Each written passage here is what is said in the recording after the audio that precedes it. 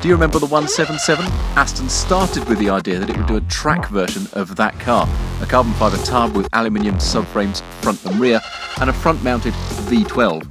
But as time went on, the project grew and they thought, actually, let's not do a track 177, let's do an entirely new car. The Vulcan is the result, an evocative name for what is an evocative car.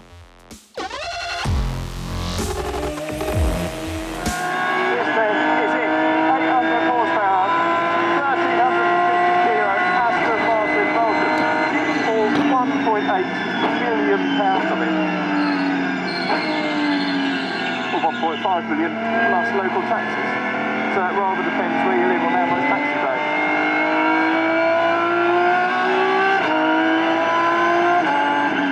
What is it? Well, it is the latest of the hypercars. Ferrari had one, McLaren had one, Porsche had one, now Aston Martin has one. Aston Martin has done things a little bit differently.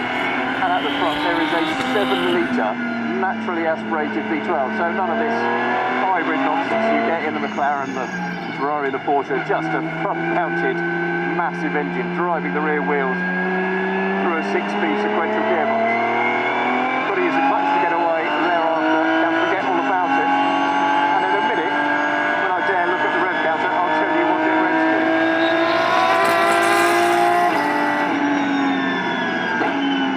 Tell you what, it is some piece of kit. What can I tell you? Initial observations, well, the noise, the immediacy, the response is all race car. Oh, crikey. I've just gone from second 2 to second 3, Mark 2 to Mark 3, they call it. And that takes the power. You start off with phase 1 if you want, it's got about 550 horsepower. Phase 2 is 675. Mark 3 on the dial releases the whole 800.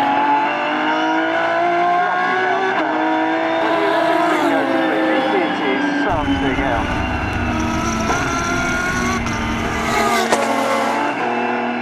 We're on track with Aston GT4 and GT4 as if they are standing still.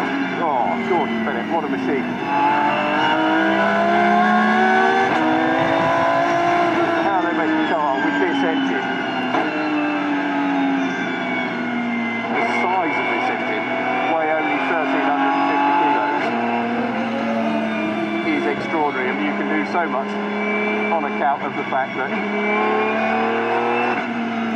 it doesn't have to have any road fripperies, but even so, it's got a bloody 7-litre engine in it. I mean, those things are by definition large. So it's running Michelin Pilot Sport Cup 2 tyres.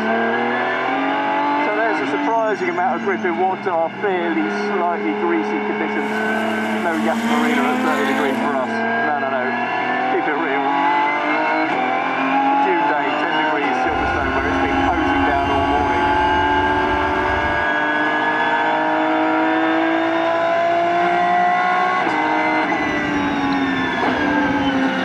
Brakes are mightily solid. You get a very good retardation, but the pedal feel itself is very solid. Very race car. It's a bit race car too, and it is actually quite light in some ways. Have to kind of go looking for it. It can do that. Let's go ever so slightly under braking there, and then it will just let go ever so slightly on the power. Just traction control, but no stability control per se, and then just the ABS as well.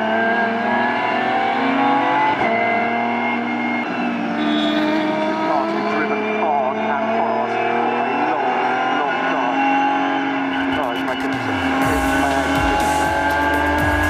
But it is a very, it seems silly to say, forgiving, trustworthy car. It's an honest car with balance exactly where you expect it to be. Well, to an extent, because even on part throttle the response is extraordinary. This is a car that will oversteer on as little as 30% throttle.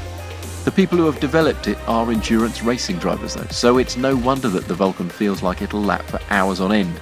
And it's no wonder that the GT3 race car drivers who developed it say it is the best car they have ever driven. because it does what an endurance racing car does. It looks after its driver. Except this one comes with leather and beautifully finished carbon fibre. It is exquisitely finished, just like a concept car. And if you owned one, you would spend hour after hour, day after day, week after week, learning where its limits and your limits are. It is why you pay the big money. It's why all 24 are sold. And it's what makes the Vulcan one of the most evocative, addictive and capable cars ever made.